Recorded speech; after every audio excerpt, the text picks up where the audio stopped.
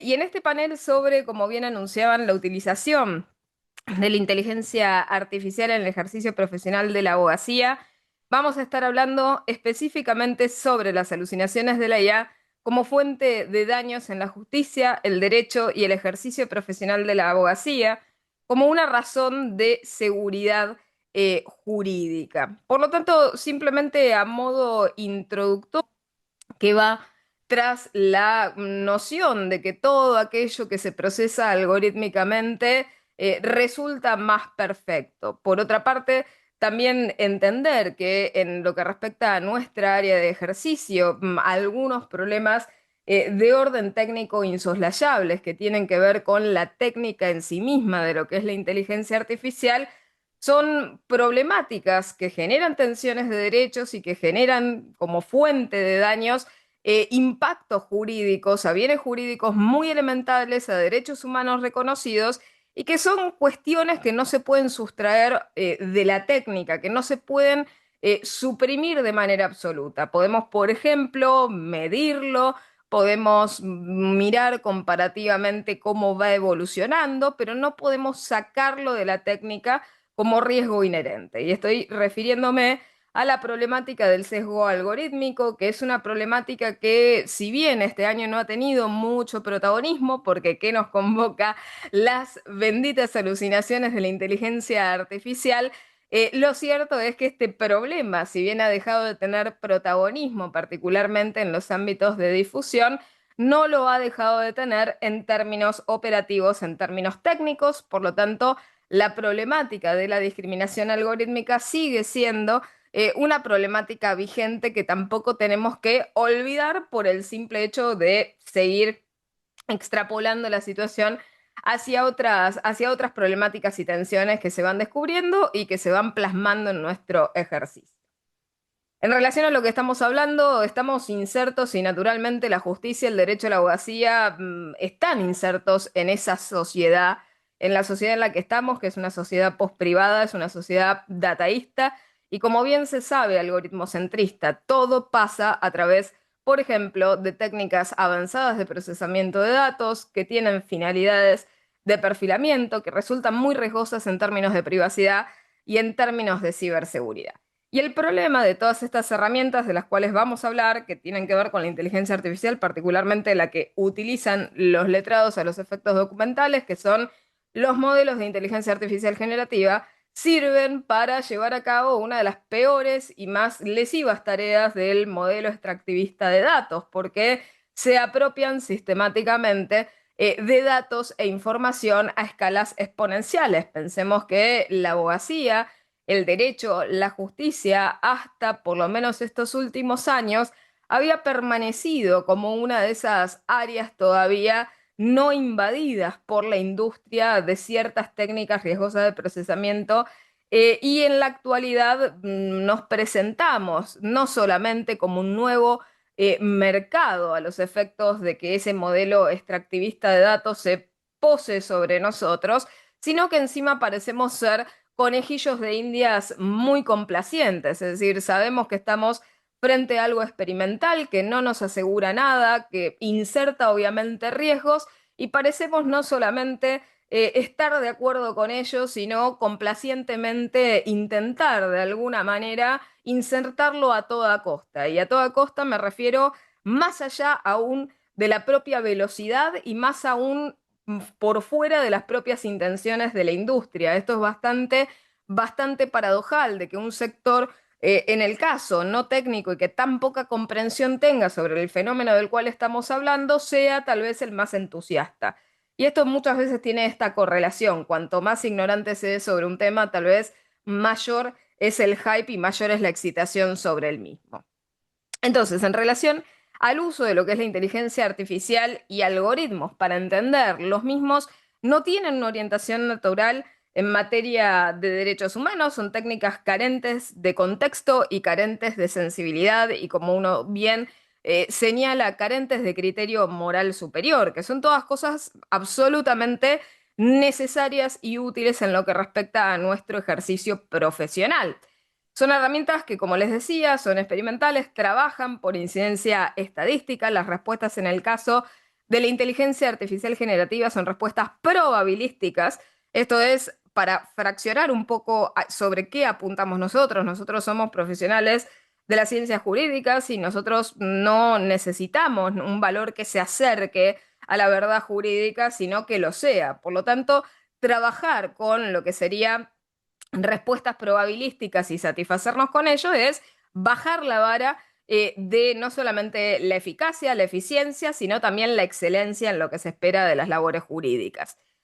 Por otra parte, también tenemos el problema de lo que se conoce como data ethics washing. Más allá del eye-washing, seguramente alguna vez escucharon hablar de la palabra washing, tiene que ver con utilizar alguna de estas cosas como mercadotecnia agresiva. Y la primera utilización en el campo de la IA ha sido decir que cualquier cosa tenía inteligencia artificial por más que no lo fuera.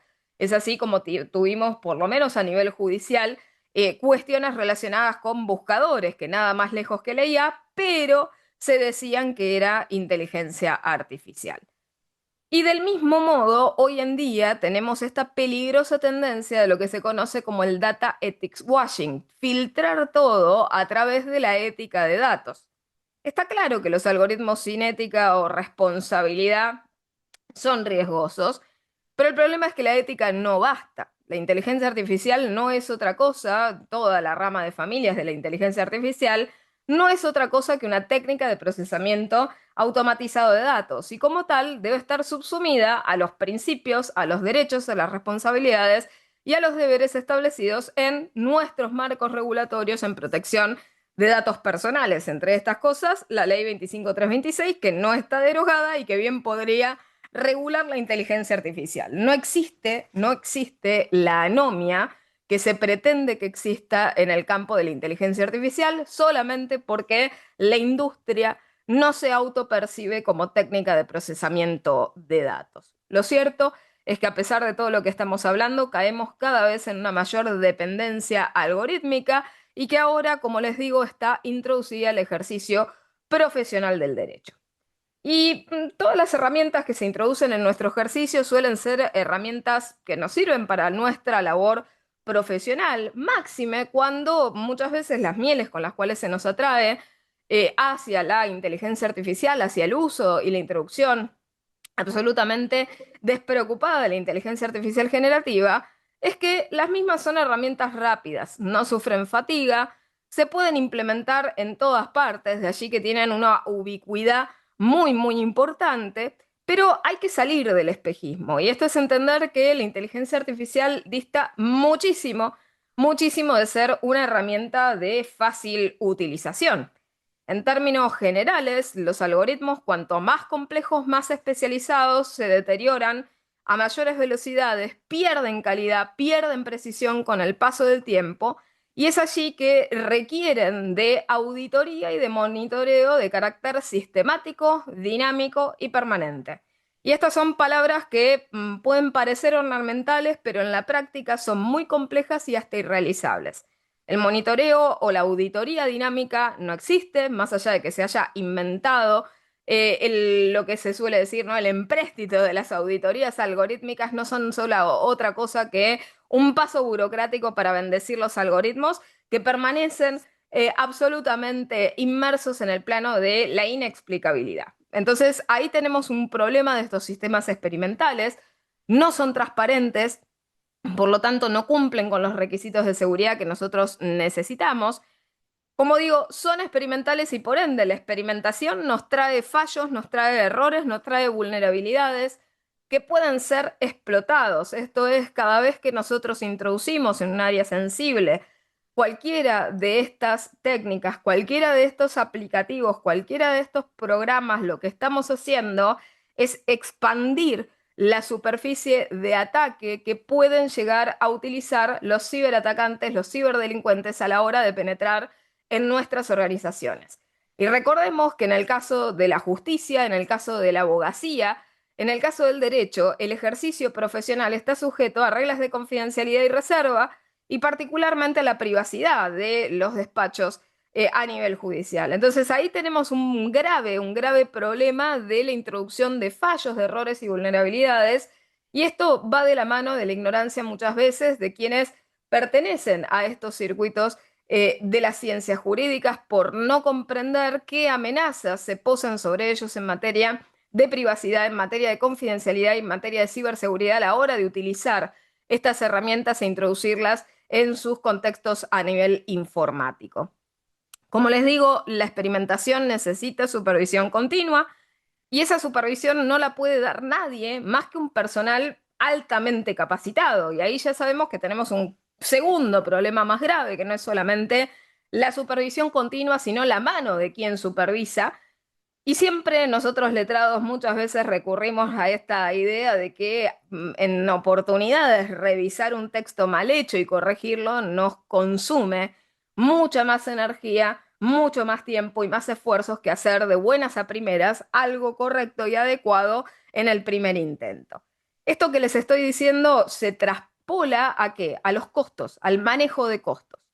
Y los costos se pueden llegar a tornar inmanejables, es decir, cada vez se tiene que gastar más dinero en perfeccionar estos modelos. Cuando hablamos de inteligencia artificial generativa, que es justamente esta tecnología que tiene diversos proveedores, diversos programas informáticos, es una tecnología que lo que hace es generar, crear contenido nuevo de diversas maneras, o sea, de diversos formatos, ya sea texto, imágenes, video, audio, música, por mencionar algunos. Lo que se utiliza en términos jurídicos, obviamente, es el texto para la generación de documentos jurídicos, para la mala utilización de la inteligencia artificial generativa, como muchos letrados lamentablemente hacen, que es utilizar a la IA como buscador. Y esto es un grave y profundísimo error conceptual porque, como les decía, la inteligencia artificial generativa lo que hace es utilizar modelos de aprendizaje automático para aprender de los datos de entrada, que son los inputs, y generar en los outputs nuevas instancias de datos que lo que hacen es imitar las propiedades de los datos de entrada. Es decir, esa imitación que les estoy comentando es lo que nos lleva justamente a estos resultados de orden probabilístico. Y a nosotros abogados no nos sirve la probabilidad. Esas instancias de salida de los datos, si nosotros estamos buscando información, estamos requiriendo información fidedigna, no información que imite los datos de entrenamiento que eran la información fidedigna. Entonces, estos modelos lo que hacen es reutilizar lo que saben a través del entrenamiento para la resolución de nuevos problemas. Y es así como tienen diferentes fases de funcionamiento. Se entrena el modelo, se lo ajusta, se generan los resultados, se evalúa y se realizan reajustes. Hasta allí lo superficial. Y en relación al tema de los riesgos, siempre uno dice, bueno, hay que tener cuidado a la hora del entrenamiento de estos modelos. ¿Por qué? Y bueno, porque si las fuentes de los datos que son de entrenamiento no son relevantes, no son confiables, obviamente los resultados van a serlo aún menos. Y esto es lo que les digo de evaluación y reajuste continuo. ¿Qué ventajas, qué mieles se les ha vendido al derecho, a la abogacía y a la justicia? Que vamos a ver que claramente estas ventajas se caen tan solo con algunos ejemplos jurisprudenciales y con el apuro que tenemos que tener todos y cada uno de nosotros de frenar esto antes de que sea más grave y antes de que nos cueste la seguridad jurídica de todo el sistema. ¿Qué nos han dicho? Que la inteligencia artificial generativa genera mayor eficiencia. Algunos delirantes han obviamente apuntado hacia una relación iterativa, colaborativa con la herramienta, es decir, con esta idea de la fusión pseudocentauro con lo que es la inteligencia, con lo que es la inteligencia artificial, y lindan ideas obviamente del poshumanismo y transhumanismo, de la cuestión relacionada con lo que sería la inteligencia humana aumentada, la fusión de la máquina con el humano y cosas tan delirantes como la singularidad y creer que estamos a la vuelta de ello. Y todas estas ideas redundan en la idea de creatividad mejorada. Esto es, que los defectos de la herramienta, que vamos a ver a continuación, que por ejemplo son las alucinaciones de la inteligencia artificial, no son otra cosa que salidas creativas, salidas de creación, de curioso contenido que podría llegar a servirnos. Está claro que no, pero bueno, vamos a verlo y vamos a resolverlo más adelante. Y por otra parte, de que la inteligencia artificial generativa nos va a permitir tomar decisiones de manera mejorada, de hacer una personalización dinámica, de tener disponibilidad constante de información, etcétera, etcétera.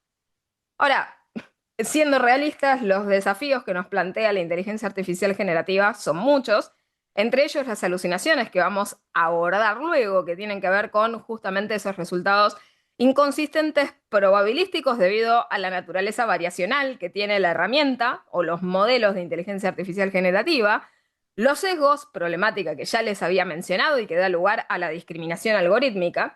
Por otra parte, también la cuestión relacionada con la falta de explicabilidad. Todos estos modelos de los cuales estamos hablando son modelos de caja negra. Y estos modelos de caja negra, naturalmente, son como son las cajas negras, no son explicables. Nosotros no sabemos, no tenemos capacidad de informar cómo son los procesos decisionales dentro de estas cajas. Y esto es muy complejo porque bien sabemos nosotros que el deber de información solamente se cumple con información cierta, clara, detallada, suficiente y adecuada, y en el caso del consentimiento a los efectos del tratamiento de datos, tiene que ser siempre libre, expreso, específico, informado e inequívoco. Y por otra parte, porque la inteligencia artificial generativa también posa, como les decía, con esta cuestión de ampliar la superficie de ataque, amenazas a la seguridad, a la privacidad y ni hablemos a la propiedad intelectual, sobre la cual obviamente podría hablarse en toda una charla distinta, ¿no? En relación, pasando, ¿no? Ahora ya al problema en cuestión sobre las alucinaciones de la IA. Las alucinaciones de la IA son respuestas, son resultados incorrectos o engañosos que se generan a partir de estas instancias de la inteligencia artificial, y estas ocurren obviamente cuando la herramienta lo que hace es generar patrones inexistentes, falsos, que se asemejan en morfología a el patrón de entrenamiento, pero que es información netamente incoherente, sin fundamento, sin realidad subyacente, y que se puede manifestar de diversas maneras, ya sea como falsos positivos o falsos negativos, citas o referencias falsas como las que vamos a ver, distorsiones, engaños, respuestas incoherentes o resultados de orden incorrecto. Y en el campo legal, ¿qué significa esto? ¿Qué es lo que nos impacta en nuestro ejercicio profesional? Que los abogados dependientes de estas herramientas pueden acceder ¿a qué? A doctrina falsa, a jurisprudencia falsa, a legislación falsa, a teorías jurídicas falsas, a razonamientos legales falsos.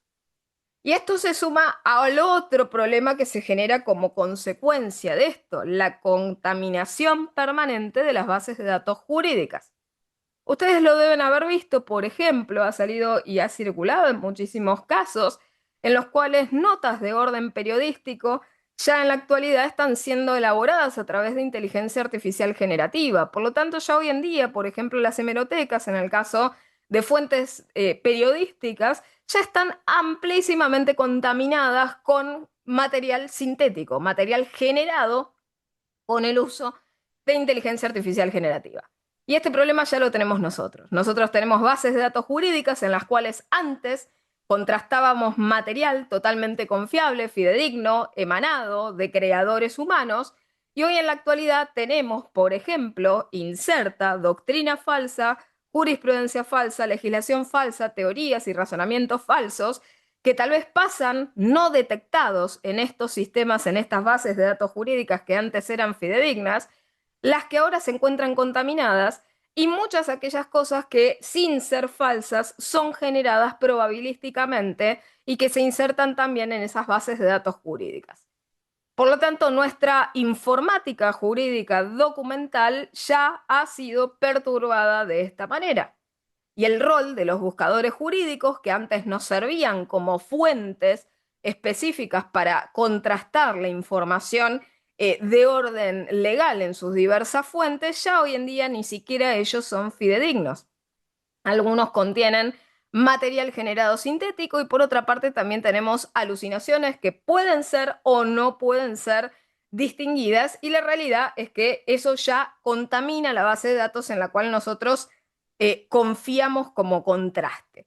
Esto hace que todas estas herramientas que estamos hablando pierdan utilidad, pierdan precisión y pierdan veracidad en los resultados, y esto es muy complejo porque una de las cosas que se nos dice con justamente el tema de las citas es verificar las fuentes. Ahora, nadie nos ha dicho qué pasa cuando no tengamos ninguna fuente válida sobre la cual contrastar la información.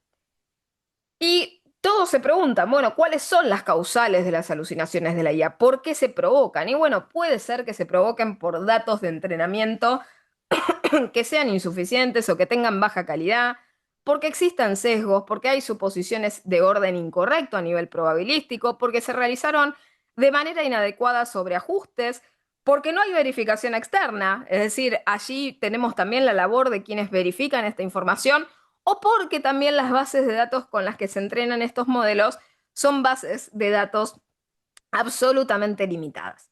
Ahora, la gran pregunta que se hace cualquiera es, además de la causa, ¿podemos evitarla? ¿Podemos evitar caer en el embrollo de las alucinaciones de la IA? Bueno, la realidad es que sin perjuicio de que nosotros podamos limitar, por ejemplo, las respuestas, utilizar mecanismos de supervisión de carácter humano, mecanismos de verificación externa, que claro está, son costosos, o utilizar datos también de manera conjunta de entrenamiento de altísima calidad, mucho más precisos, mucho más complejos, aún en las mejores circunstancias, el uso de estas herramientas de inteligencia artificial pueden tener salidas indeseables e imprevistas.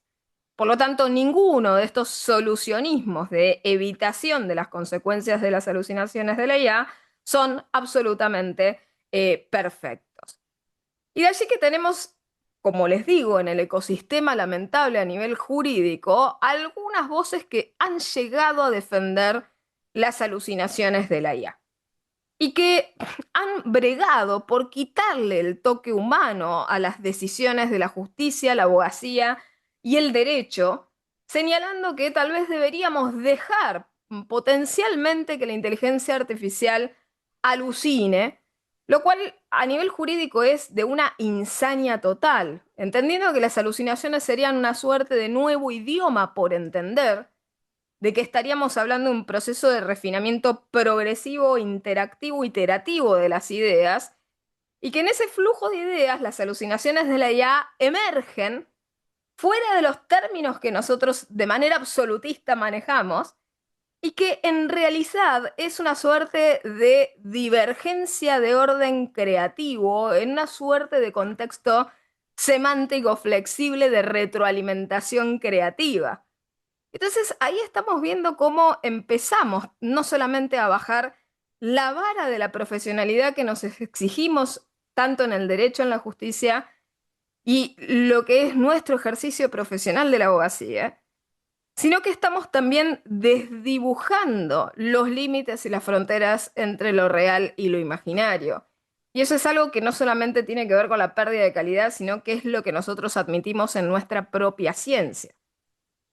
Fácticamente esto, más allá de lo que cualquier falso mesía o gurú de la IA intente inyectar en este ecosistema o cámara de eco, que es la justicia, el derecho y la abogacía, tenemos que empezar a ver qué dicen de las alucinaciones de la IA los verdaderos creadores y los verdaderos dueños de estos sistemas. Y lo que estamos viendo en primer lugar es que hay errores de carácter no reversible. Nosotros jurídicamente no podemos dejar de entender que si se provoca un daño, se concreta un riesgo, se causa una mala praxis, una mala práctica a nivel profesional, y nosotros no podemos retrotraer el error creativo. En derecho no solamente tenemos bienes jurídicos en juego, tenemos personas en juego. Y no podemos, por ejemplo, predecir la tasa de alucinaciones. ¿Por qué? Porque, bueno, también ocurren fuera de la distribución.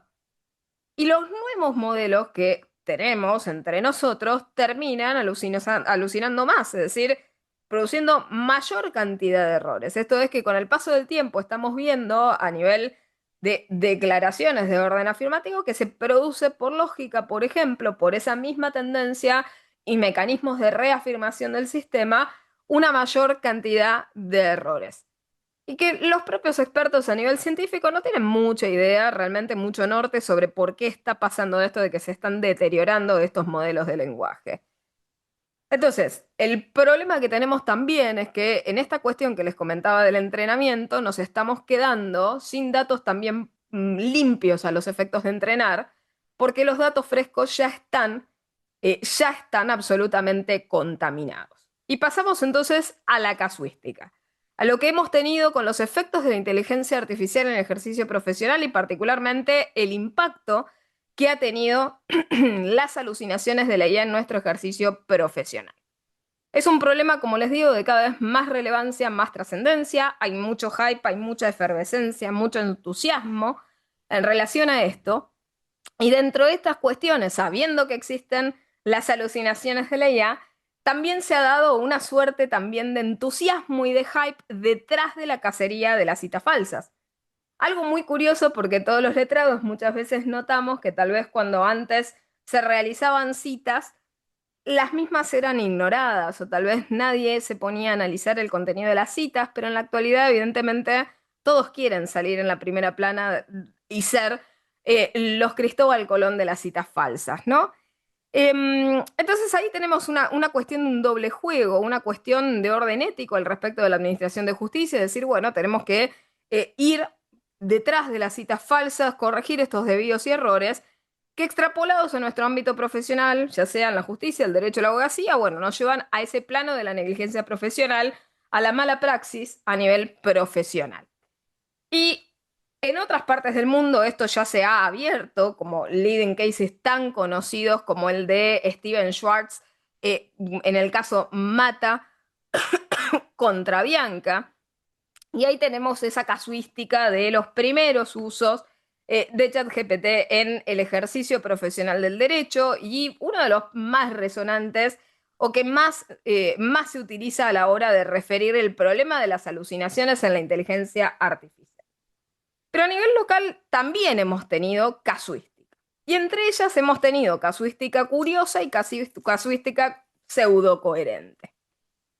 Entre estos pronunciamientos tuvimos un fallo de nombre Acevedo, que tuvo un enfoque muy curioso en materia de las alucinaciones de la IA, que no fue el habitualmente adoptado por la tendencia mayoritaria a nivel jurisprudencial, ni de orden local ni de orden internacional. Esto es, en términos generales, el procedimiento suele ser multa, sanción, mala praxis. Y además, obviamente, dentro de estas cuestiones hemos tenido casos y hemos tenido circunstancias en las cuales, por ejemplo, se ha privado al letrado de la regulación de honorarios. Pero en el fallo Acevedo lo que se inaugura es una mera advertencia. Y se inaugura en consonancia con otros precedentes, y como decirles, previo en relación a este mismo tipo de postura que solamente se enfoca específicamente en lo que es la concientización de los letrados al respecto de los riesgos de las alucinaciones de la IA, como si fuesen un sector profesional que requiere ser paternado por la justicia porque evidentemente no tenemos competencias, a pesar de ser profesionales calificados, de utilizar responsablemente ciertas herramientas. Esto sería algo parecido a perdonarle, por ejemplo, a un cirujano el fallecimiento de un paciente por no saber utilizar de manera correcta un bisturí electrónico. Pero increíblemente en la abogacía nos estamos permitiendo ese tipo de licencias.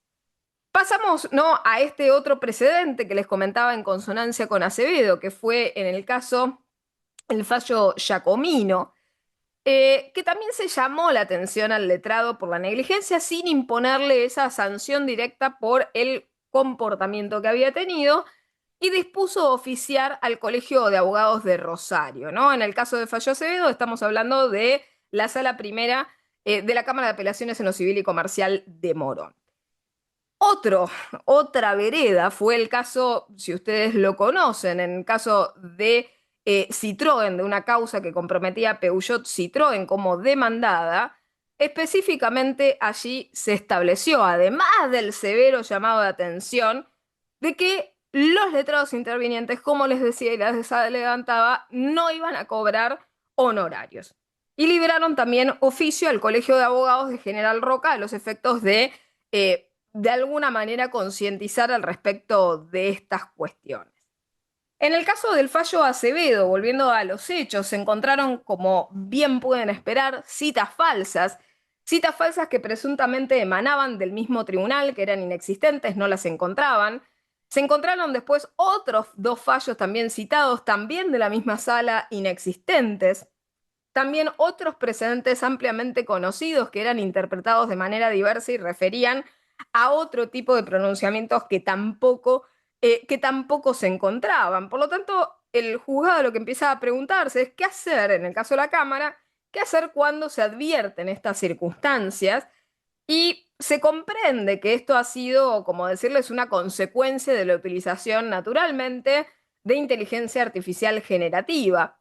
Y aquí es cuando, obviamente, disiento con esta cuestión de cómo considerar absolutamente apañando el letrado por su labor, porque los letrados somos profesionales calificados, no somos, como les decía, ni niños para paternar, proteger o excusar de nuestra negligencia profesional. Y sabemos que desde una perspectiva de orden subjetivo, a mayor profesionalidad, mayor es la responsabilidad que tenemos, pero increíblemente el juzgador dijo que no creía que frente a este tipo de situaciones correspondía sancionar. Y esto es permitir con complacencia y con indulgencia un desliz y una mala práctica profesional, que realmente irrumpe lo que es nuestra ética y responsabilidad profesional. Por otra parte, también el juzgador se niega a extrapolar en el caso soluciones, por ejemplo, provenientes de los leading cases extranjeros, porque comprende que las soluciones extranjeras forzadas en un contexto local podrían traer resultados que naturalmente no son acorde a lo que sucede en nuestro ámbito. Y acá me pregunto, personal y profesionalmente, si la seguridad jurídica realmente es algo distinto en algún otro sitio, o la lealtad o la integridad y la responsabilidad ética y profesional de la abogacía es algo diverso en otras partes del mundo, máxime cuando los casos tienen exactamente la misma morfología del caso en ciernes. Y esta resolución escapa al sentido común. Escapa al sentido común porque nos fuerza a ignorar la teoría de los actos propios, a ignorar la seguridad jurídica que nosotros debemos, y es por eso que termina, obviamente, procediendo a comunicar la decisión, en el caso al Colegio de Abogados de su departamento judicial, para que por los carriles que se consideren se proceda a difundir a los matriculados la importancia de verificar las citas empleadas. Y esto es bastante curioso, porque si empezamos con esos recordatorios, bien podríamos empezar a recordarle a los letrados el deber de afianzar justicia, la lealtad profesional que deben tener, que deben obrar de buena fe y éticamente. Es decir, realmente nos tienen que volver a recordar aquellas cuestiones que ya son inherentes a nuestro ejercicio profesional. Y en el caso de esta introducción de citas falsas, naturalmente genera un precio muy alto, un costo muy alto en términos de seguridad jurídica, y licúa naturalmente la calidad profesional de aquel que las usa, quien en esta situación que plantea el fallo Acevedo termina siendo un sujeto de tutela, un hipervulnerable. Evidentemente los abogados son hipervulnerables a la hora de utilizar herramientas de inteligencia artificial generativa y no sujetos calificados con responsabilidad y normas profesionales éticas y estrictas. Pero esto, y allí justamente no para ser el espejo de esta situación, no ha sucedido solamente, no en el campo con el tema de las alucinaciones de la IA, pero sí con una mala y errónea utilización de la inteligencia artificial, con un reciente fallo de Chubut sobre la transcripción que realizó un juzgador en su sentencia, motivo por el cual se termina anulando la sentencia, ordenando la repetición del proceso. ¿Por qué? Y bueno, porque el juzgador, al transcribir, evidentemente, algún producto generado por inteligencia artificial generativa, estableció una cita que no debió haber transcrito, donde decía: aquí tienes el punto 4 reeditado, sin citas, listo para copiar y pegar. Y esa frase lo que hizo fue dar cuenta objetivamente de que en el decisorio se había utilizado inteligencia artificial generativa. Se desconocía qué IA había utilizado, cuál había sido el requerimiento realizado. Está claro que se podría, como siempre les digo, realizar la ingeniería reversa de esto que estamos diciendo y saber, en función del tipo de respuesta probabilística ofrecida, qué tipo de herramienta utilizó, pero analizan toda esta situación en este caso particularmente a la luz de un acuerdo plenario del Superior Tribunal de Justicia, el acuerdo 5435, sobre el cual se terminan aprobando las directivas para el uso ético y responsable de la inteligencia artificial generativa, en el caso particular del Poder Judicial de Chubut. Y quedan directrices estas para fomentar el uso ético, garantizar el control humano de las decisiones, proteger la confidencialidad de los datos y promover también la capacitación continua en el caso de los agentes judiciales, una directiva que tiene frondosos objetivos que por razones de brevedad no se los voy a señalar, pero que tienen que ver con esta protección de los derechos humanos, el Estado de Derecho, la independencia judicial y el principio de supervisión humana que tan elementales son a la hora de utilizar estos sistemas y de bregar por la fiabilidad de estos sistemas con una orientación hacia el interés público y que sigan estas herramientas, como todos los principios de la ley establecen, en ser centradas en los humanos. Y en esta manera, una de las cosas que obviamente se trabajaron en relación a este decisorio fueron los problemas en relación, primero, a la supervisión humana, la opacidad o la falta de transparencia frente a la falta de explicabilidad y la trazabilidad de la decisión tomada, los principios relacionados con la imparcialidad, con la justicia, la equidad, la responsabilidad institucional y la transparencia, y el no respeto también de recaudos de orden de confidencialidad, de reserva y de privacidad. ¿Por qué? Porque para lograr el determinado resultado que se buscaba a nivel sintético, el problema fue naturalmente que se habían inserto en la herramienta datos de carácter privado y al no dejar uso de la constancia del uso de la herramienta tenemos este dilema. Y es por eso que se termina, obviamente, analizando este decisorio por los defectos gravísimos y profundos en lo que respecta a la fundamentación, porque no se resguardó la confidencialidad que les estoy señalando, porque no se resguardó la transparencia y la supervisión y la trazabilidad de este tipo de decisiones y la repetibilidad. También la función del Estado de juzgar, la delegación a nivel judicial que está absolutamente reglada y está claro que nosotros tenemos que velar por el respeto de una garantía, que es la garantía del debido proceso, y tenemos también en relación a ello un montón de exigencias de orden constitucional razonable. En el caso, la exigencia del juez natural, la fundamentación de las sentencias, los parámetros mínimos de razonabilidad en el contexto de la sentencia. Y esa garantía de juez natural, también las reglas de competencia y jurisdicción no estaban cumplidas con el uso de herramientas de estas características. Y máxime en relación al tema de la creación, por ejemplo, potencial de tribunales ad hoc o de lo que es la delegación a nivel judicial. Allí, si la decisión del juez está delegada en un tercero y ese tercero, por ejemplo, va de suyo, es una herramienta de agen, entonces la decisión no la está tomando claramente el juez.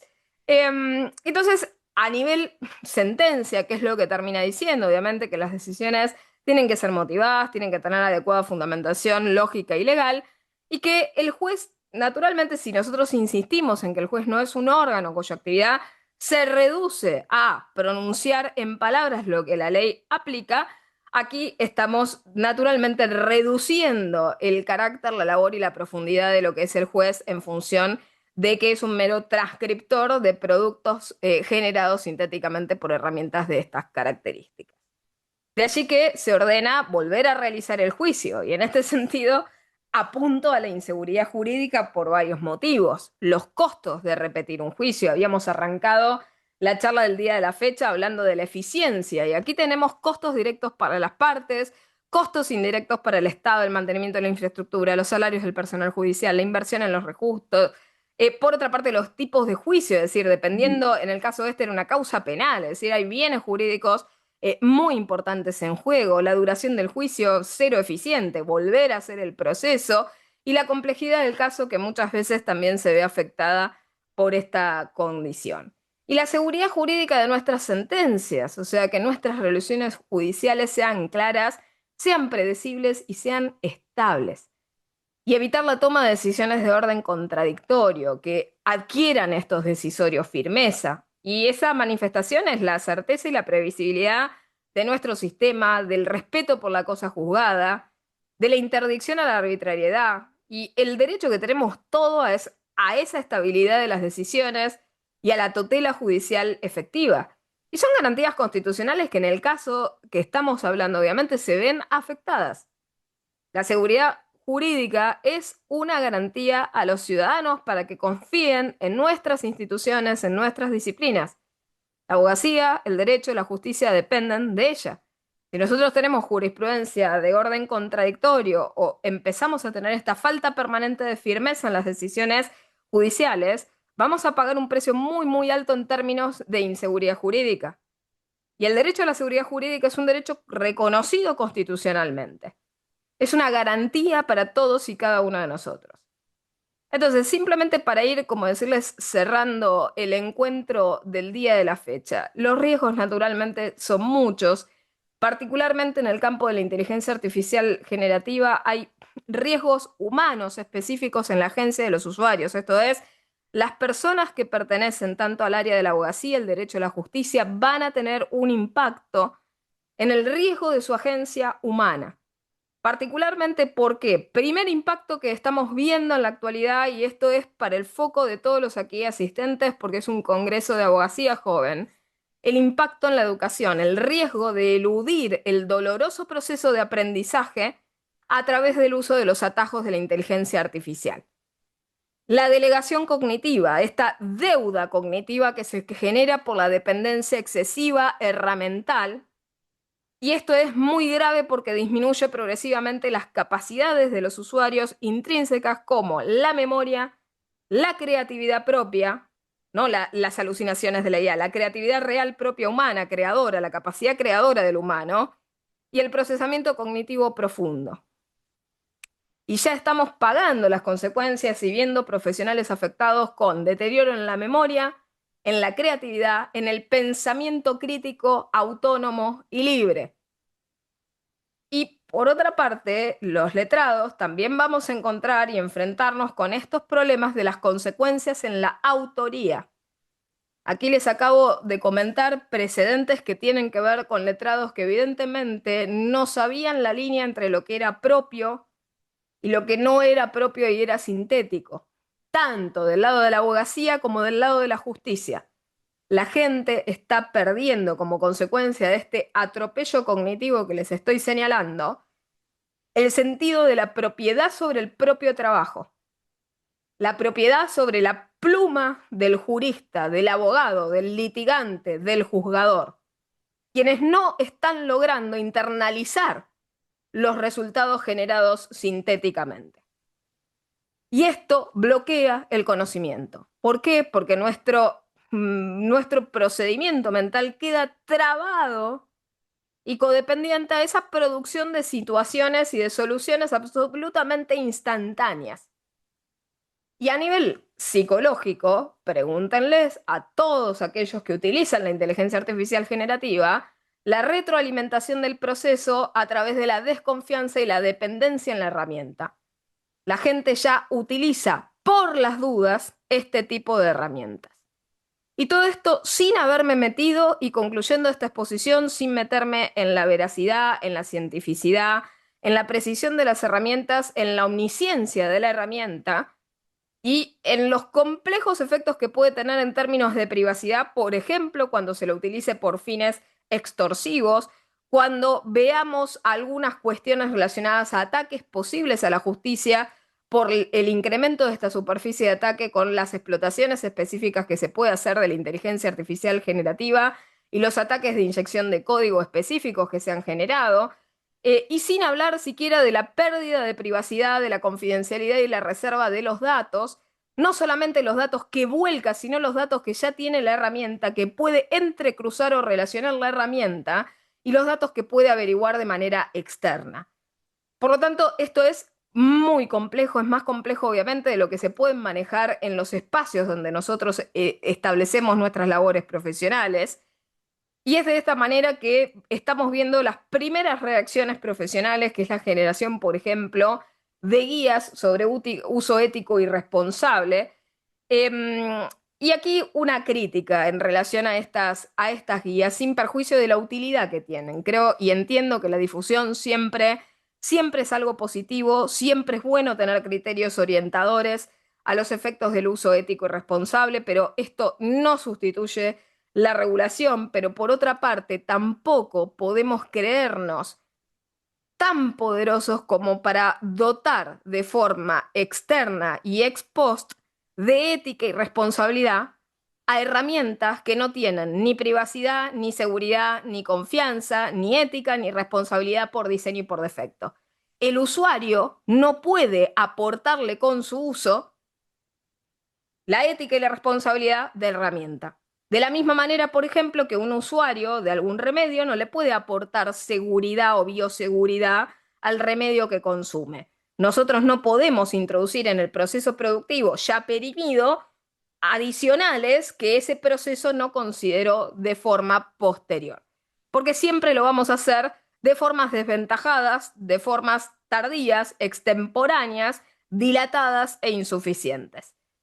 Y tenemos que seguir machacando y recordando, y esto es un grito a todos los profesionales jóvenes, repasar nuestra ética profesional, nuestros deberes fundamentales en relación a nuestro ejercicio del derecho de la abogacía.